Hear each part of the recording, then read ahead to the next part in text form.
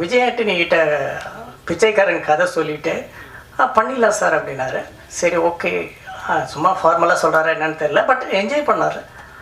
அடுத்த நாள் நான் வீட்டில் இருந்தேன், கார் வந்து நின்றுச்சு. வந்தார், பேசினார். சார் கொஞ்சம் தனியாக வாங்கன்னு சொல்லிட்டு செக் கையில் கொடுத்தாரு. அப்புறம் பேசிவிட்டு வீட்டில் காஃபி சாப்பிட்டு கிளம்புனார். கிளம்பும்போது அவர் என்ன எப்பயுமே வந்து இப்போயும் அது நடக்குது. நான் அவரை ஆஸ்கார் ஃபிலிம்ஸ் ஆஃபீஸில் பார்த்ததுலேருந்து மியூசிக் டைரக்டராக அவர் சான்ஸ் கேட்டு வந்தப்போ இருந்து நான் பார்த்ததுலேருந்து இப்போ என்ன பண்ணாருன்னா, அவர் வீட்டுக்கு போகும்போது என்னை வெளியே வந்து கார் வரைக்கும் வழி அனுப்பிட்டு தான் பாரு இப்பயும். ஸோ அது மாதிரி நானும் இவர் என்னுடைய வீட்டை விட்டு வெளியே வந்து கார் வரைக்கும் வந்தேன். அப்போது காரில் சாஞ்சிக்கிட்டு டோர் ஓப்பன் பண்ணார். அப்புறம் சடனாக தெரியும் சார்